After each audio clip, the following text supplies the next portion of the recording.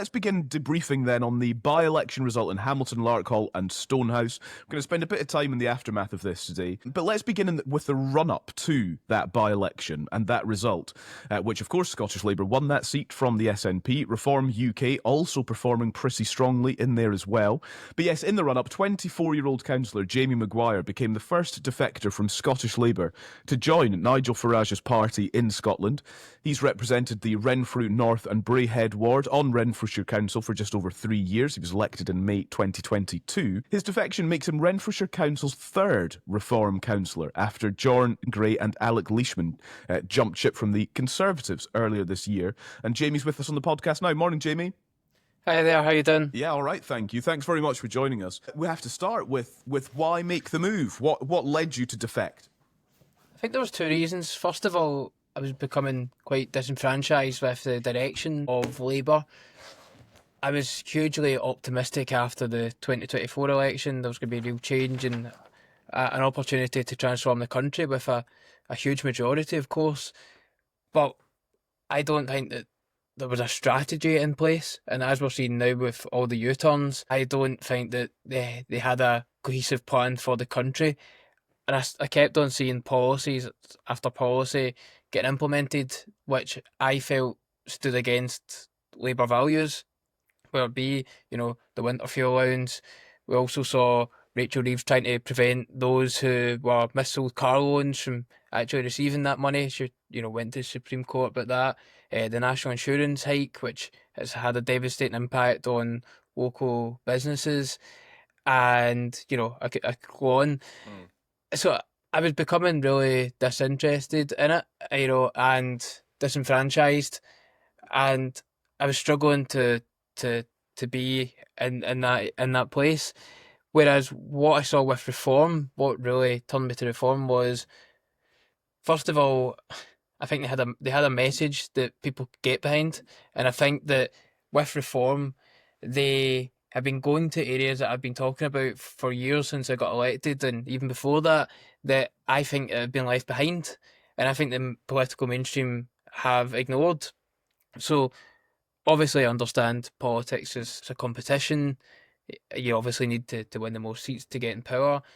Of course you do. Well, that's indisputable. But the issue is, when, obviously I understand resources are tight as well with political parties, but when areas are ignored for a prolonged period of time or not listened to every single election, they just get further and further behind. And one of the reasons I actually got involved in politics was social mobility, to try elevate people, provide them with autonomy and for the betterment of those communities.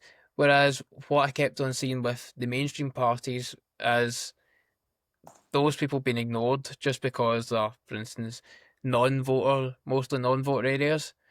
But does those it feel to areas you, that needed Jamie, more supported. Just on what you're saying there, sorry to interrupt, I'm just interested in the social mobility point. Does it feel to you like the Labour Party is no longer the party for social mobility?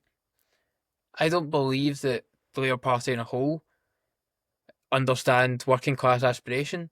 And that's not just me saying that. I think if you watch an interview a couple of days ago, Andy Burnham, the Mayor of Manchester, was actually talking about that too. For instance, the new policy introduced by Ed Miliband is going to cost about almost 14 billion for heat pumps and solar panels to be included in all new homes. So that's taken away from actually building new homes again. Now, as a young person, I understand the frustration to actually get on the property ladder, because for most young people, it's near enough impossible now. So when you're introducing schemes like that, which are obviously taken away from what's actually needed, which is obviously housing, you just think the people at the top don't actually understand what it's like on the ground for the average person. And that's not just me that feels that. That's a lot of the people that, I talk to, which, are the kind of traditional working class that I feel that Labour have to reach out to, and I think have failed to reach out to. I think it's really interesting. If anybody listening to this podcast, just rewind a few minutes and listen to the actual issues that Jamie is talking about here. Because I think the things that Jamie has talked about gets to the heart of the total misunderstanding, I think, that the political bubble in Edinburgh and in London, not just in Edinburgh, and in London have about what Reform UK is and represents. Because I think it's very, very easy, and people do it all the time, to talk about Nigel Farage as being, a far-right person from a far-right party. The truth is, the people voting for Reform, and in the case of Jamie and Thomas Kerr and others who we've spoken to before, the people defecting to Reform do not think in those ideological terms at all. Not at all. And neither does Nigel Farage, I don't think. That's why you can see Nigel Farage talking about immigration one day, yes, identifiably, I suppose you could say a kind of right-wing issue, but the very next day talking about welfare, for instance, whether it be winter fuel payments or two-child cap or something else, seen as being more of a left-wing issue. The reality is, on the ideological spectrum, Reform are everywhere. And the reason people are attracted to them is because they are offering answers. They may or may not be credible answers, that's a different question. But the reason people are attracted to them is that they're offering answers to questions that the mainstream parties have been seen not to answer. And ultimately, I think if the mainstream parties don't understand that reasoning, they will not be able to offer those people something that's actually better than what they're being offered by Reform. It's a fundamental juxtaposition between the views of the people voting for Reform and the views of the people who want to stop you voting for Reform.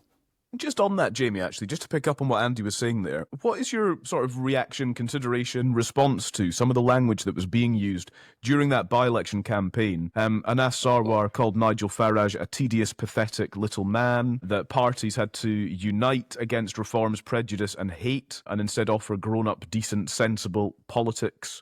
That's the sort of language that was being used. Now, we'll come to Reform UK's advertisement, I think, about Anas Sarwar in a second, but first of all on that. So on the whole, I want to do politics more in a civil way, and I think that politics has become toxic on all sides, and I think that's what puts people off actually getting involved. And it's hard to get involved in politics, and I don't blame people for not doing it. It's obviously a huge honour, but at the same time, you have to deal with daily abuse, and that takes a mental strain. It really does. On language, in politics, you become accustomed that this is just the norm, and it shouldn't be. We should do politics in a more civil manner. I think that a lot of people with the summit were feeling pretty annoyed, to be honest, by it, because we're talking about an issue which, obviously far right, and obviously the far right needs to be tackled. The far right is absolutely abhorrent. But to actually exclude, Reform from it, it was like a summit targeting Reform, and people felt that was anti-democratic, and I felt it was anti-democratic. I felt it was, the wrong way to do things. I think all the mainstream parties should have been included. Reform have been polling, pretty high the past year, so they should have been included and been part of that conversation. So I felt that was marginalisation. On language, I think on all sides in politics, everyone can do better. I really do, because if we want to get more people involved, more young people, more women, and more other people as well, then I think what you need to do is you need to have an environment where people feel that they can speak, and they're not going to get all this hatred. And unfortunately, during that by-election, on all sides, people felt like it. At times it went nasty, and I would much rather, in politics, we focus more on the policies, and I'm really ambitious and hopeful for the policies that Reform UK are offering. I'll take one for example on the increase in the tax-free allowance. I think that will make a huge difference to people. I think that we're overtaxed in this country. I've always supported having lower taxes, and I think that will provide people with autonomy to make their own decisions, rather than the government make the decisions. And it will also help people get back into work. And I think Reform, fundamentally, they're pragmatic on a whole host of issues. Let's take the benefit reforms. Okay, we'll take the three main parties in Scotland. You've got SNP, who believe that probably government handouts are the answer to reducing poverty. And then you've got Labour, who believe that just taking it away is the answer. Whereas with Reform, we understand that the benefit bill has ballooned is unsustainable. Of course it is, especially after the COVID-19 pandemic. It's went up substantially. But you're not going to get people into work without incentivising them into work. That's an incentive. And I feel fundamentally what we saw is a lack of understanding in incentives in the economy. So if we can, lower the tax-free, increase the tax-free allowance, get more people into work, because obviously we don't want anyone to be penalised. We don't want people to fall through the cracks. And there's people that are obviously trapped within the benefit system. I think there's a Channel 4 documentary, Fraser Nelson. There's a lady who had, I think she was earning about £35,000 on benefits. And if you're wanting to get people like that back into work, who wants to work, then you need to actually have an economy where you've got higher wages and people can keep more of their own money. So we need to provide those. And I believe that they're bringing solutions to those issues. So, Jamie, I mean, listening to you speak there, you're very passionate about a number of issues. You want to talk about substance, you want to talk about policy. You want politics to be civil. Well, listen, there's much of what you say, incidentally, that I happen to agree with. But yet, when it came to the crunch in a by-election, it was your party's choice to, publish the Anna Sarwar advert. Now, when asked about it, Nigel Farage said, "I'm just using his words. I'm not making an issue of it. I'm just replaying his words." Well, he was making an issue of it because he deliberately put it in the context of a by-election and tried to make it an issue. Now, some people call it race baiting, some people antagonistic and all the rest of it, but that doesn't really play, whatever your views on it, to the civil politics that you seek and the policies that you want to put forward, because it completely transcended about a good week of the by-election. So I suppose, what's your views on the use of that advert directly as part of the by-election campaign? So, going back to the last point, on all sides of the debate, there was people saying, someone's poison, someone's this, and I will always conduct my politics in a way that brings people together, and obviously I think that's the way I've always conducted my politics. And if we want to get more people into politics, then what we need to do is we need to obviously have an environment where people aren't fearful to putting themselves forward. So do you think it was like you didn't like the ad? So I said, did you think it was the wrong thing to do then?